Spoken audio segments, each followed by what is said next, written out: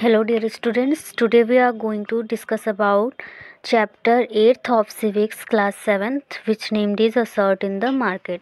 In my previous video I have already explained about the first part of the chapter, so in this video I am also explain about the remaining topics of the chapter. So let's start. In the previous video, I have already explained about Swapna, which is a small farmer of Kurnool. Kurnool के एक small farmer के बारे में, स्वप्ना के बारे में मैंने explain किया था. तो in this chapter I am going to explain you the next topic which is the cloth market of Erode. Erode का cloth market.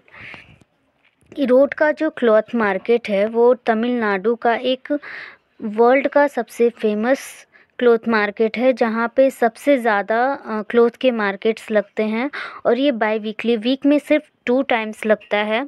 Large variety of cloth is sold in this market.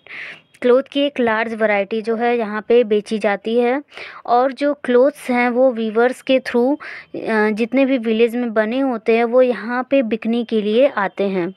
Around the market are offices of cloths merchant who buy this cloth.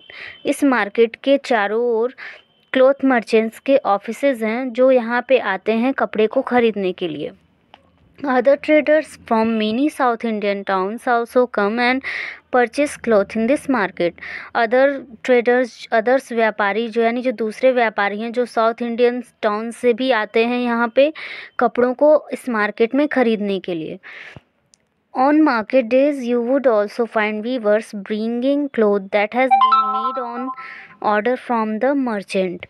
Market days में क्या होता है, viewers जो है, आप easily viewers को देख सकते हो जो यहाँ पे कपड़ों को ले आते हैं जो अपने आप से खुद से बनाए होते हैं और यहाँ पे यानी कि मर्चेंट यानी जो व्यापारी होता है वो उनको ऑर्डर देता है इन कपड़ों को बनाने के लिए और वो बुन करके यहाँ पे इसको ले आते हैं.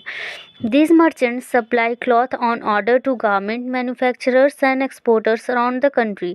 और ये वो merchants होते हैं, वो व्यापारी होते हैं जो सप्लाई करते हैं कपड़ों को गारमेंट मैन्युफैक्चरर्स और जो एक्सपोर्टर्स. एक्सपोर्ट्स मीन्स जो हम विदेशों को माल अपने यानी कि अपने यहाँ जो भी एक्स्ट्रा चीज़ें होती हैं उनको बाहर में बेचने के लिए भेजते हैं, वो होता है एक्सपोर्ट.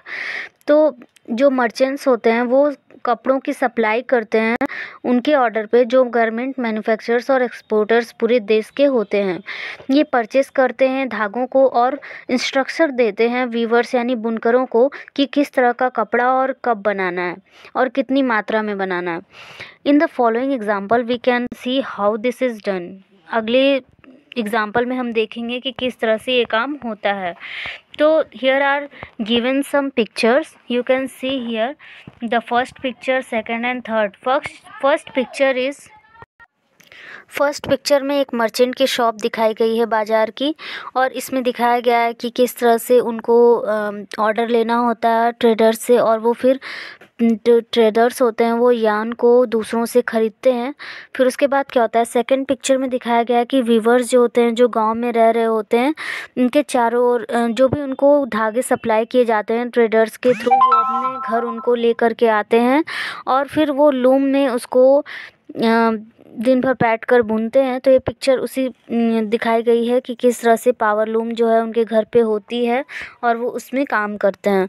थर्ड पिक्चर में दिखाया गया है कि वो कपड़े बुनने के बाद उसको व्यापारी तक पहुंचाने के लिए बैठे हैं और वो व्यापारियों तक पहुंचाते हैं. फिर मर्चेंट्स जो है उनको हिसाब लेता है कि कितना धागा उनको दिया गया था और कितना मनी उनको वापस में देना है. This is called putting out system. Weavers producing cloth at home. Merchant जो है वो डिस्ट्रीब्यूट करता है काम को वीवर्स में और वो भी उनके जितना ऑर्डर उनको मिला होता है क्लोथ को तैयार करने का उस हिसाब से वो कामों को बांट देता है वीवर्स में. और फिर वीवर्स क्या करते हैं, मर्चेंट से धागे ले लेते हैं और उनको क्लोथ सप्लाई करते हैं. For the weave this arrangement seeming has 2 advantages. इसमें 2 एडवांटेज वीवर्स के लिए दिखाई दे रहे हैं कि वीवर्स को खुद से अपनी मनी स्पेंड नहीं करनी होती, अपनी पैसा खर्च नहीं करना होता है धागों को ख़रीदने के लिए.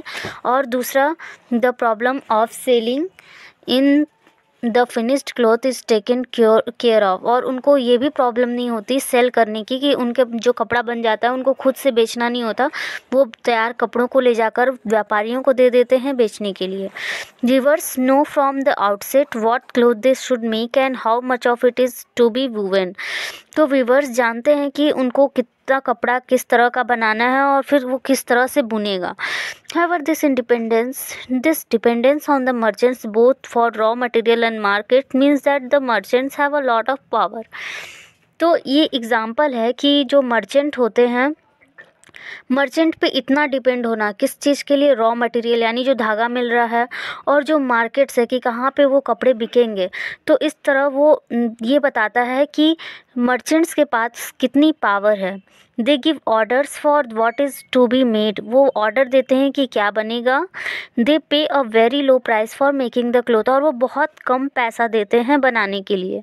Weavers have no way of knowing who they are making the cloth for or at what price it will be sold. Weavers जानते हैं कि उनको क्लोथ्स कितना बनाना है और उसके लिए उनको कितना, और वो जानते भी हैं कि वो जो है वो कितने रुपए में बिकेगा। एट द क्लोथ मार्केट में क्या होता है, the merchant sell the cloth to the garment factories.